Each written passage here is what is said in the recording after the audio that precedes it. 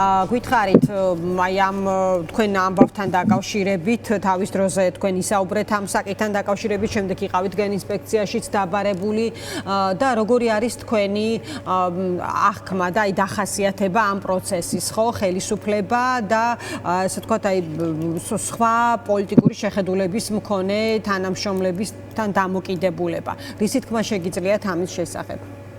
მოგესალმებით პირველ რიგში და ერთ შესწორებას შევიტან ბოდიშს მოხდით, რომ მე 2 დეკემბერს დავწერე წამოსვლასთან დაკავშირებით, უბრალოდ 3 დეკემბერს გავასაჯაროე ეს ინფორმაცია. კი ბატონო. ხო, რის თქვა შემიძლია, ანუ მე დავტოვე სამსახური საქართველოში მიმდინარე მოვლენებიდან გამომდინარე და რაღაც შინაგან მახმა მიკარნახა, რომ ეს უნდა გამეკეთებინა. მე თავიდანვე ანუ არასდროს გაურბოდი კრიტიკას თუნდაც ქართული ოცნების მიმართ და ყოველთვის ვაფიქსირებდი ჩემს პოზიციას ჩემი ქვეყნის ინტერესებიდან გამომდინარე.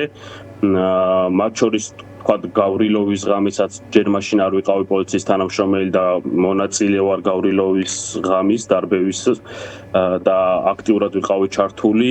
და მას შემდეგ რაც პოლიციელი გავხდი, თავისთავად კანონით მეკრძალებოდა შეკრება მანიფესტაციაში მონაწილეობა, თუმცა დასვენების დღეებში სადაც საკუთარი სინდისი მკარნახობდა, იქ ვიდექი და ვიდექი ქართველი ხალხის გვერდით, უბრალოდ რადგან კანონი მიკრძალავდა შეკრება მანიფესტაციაში მონაწილეობას, ყოველთვის ვსეირნობდი ხოლმე რუსთაველის განზერზე, მაშინ როდესაც იურიდიულად ესე არის, მაშინ როდესაც ქართველი ხალხი იქ იყო. და ეხლა თავთვალე რომ სწორედ ის დრო იყო, როცა საჯაროდ უნდა განმეცხადებინა სამსახურიდან წამოსვლის შესახებ და ასეც მოვიქეცი რა.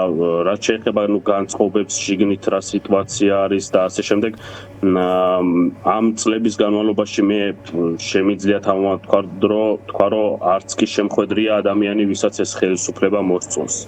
საუბარი მაქვს თანამშრომლებზე.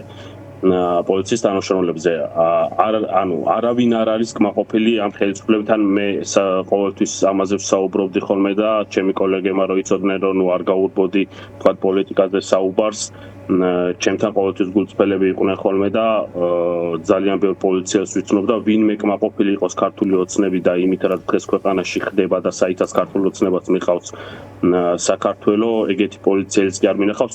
ალბათ ძალიან ცოტა, როგორც აი რაღაც პოლიციელების ალბათ საერთო ჯამში რაღაც 10% თუ იქნება ისეთი, ვინც ქართული ოცნების კმაყოფილია რა.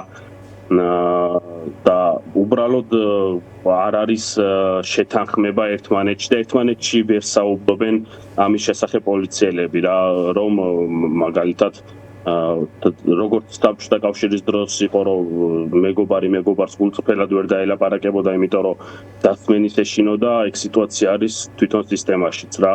არავის არ მოსწონს, მაგრამ ხმამაღლა ვერავინ ვერ ლაპარაკობს, რადგანაც რაღაც ეშინიათ, რომ რაღაც პრობლემები არ მოყოს ამ ყველაფერს. გიორგი, აი თქვენ თქვით, რომ 2 დეკემბერს დაწერეთ განცხადება, ეს ის შემზარავი დღეები იყო, როდესაც ხელისუფლება ასე სასტიკად მოექცა საკუთარ მოქალაქეებს, ხო? მათ შორის თქვენი უწყების წარმომადგენლების სწორედ.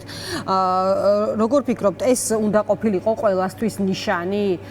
აი კეთილსინდისერი ადამიანისთვის, რომ მიმხვდარიყო, რომ ამის იქით თქვათ იმ ყველაფერზე, რაც ხდებოდა თბილისის ქუჩებში, პასუხისმგებლობის გაზიარება და ამ პროცესის თანამონაწილეობა რაიმე ფორმით უბრალოდ შეუძლებელი იყო ადამიანის მხრიდან, რომელიც კანონს იცავს და კეთილსინდისერად ემსახურება თავის საქმეს.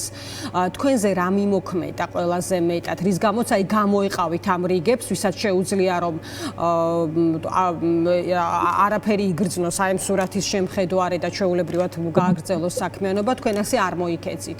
რა იყო ამის მიზეზი?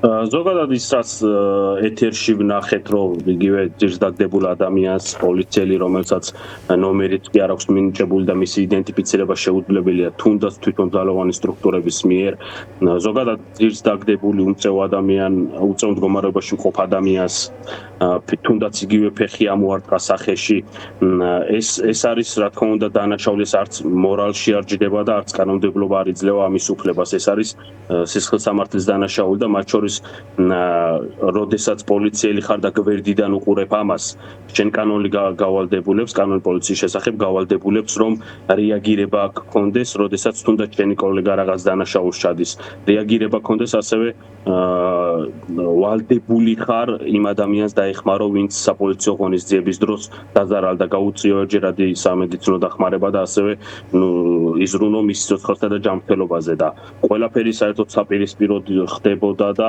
შეუძლებელია ამას გვერდიდან უყურო თუნდაც არ იყო ამის აქტიური მონაწილე, როდესაც შენს პოლიციელი ქვია და მასაც პოლიციელი ქვია, ვინც ამას აკეთებს, შეუძლებელია ამის გვერდიდან ყურება და პოლიციაში მათ შორის ჩემი კოლეგები და არაერთი ადამიანი, ღირსეული ადამიანები მუშაობენ, დღესაც ბევრი არის ღირსეული ადამიანი პოლიციაში, რომელიც გარკვეული მიზეზების გამო და გარკვეული დაბრკოლებების გამო ვერ მოდიან სამსახურიდან და მათ ერთადერთი გზა ის აქვს დარჩენილი, რომ არ ვიცი რამდენად შეძლებენ, მაგრამ იმუშაონ და მათ საქმიანობა გააგრძელონ, რა თქმა უნდა, კანონის ფარგლებში და რამდენად შესაძლებელი არის ეს ვერ გეტყვით რა, იმიტომ რომ ძალიან რთული არის თვითონ სისტემა ისე არის შიგნით მოწყობილი, რომ რთულია ემორჩილებოდე კანონებს და არა ბრძანებას, რომელიც ზევიდან მიიღე რა.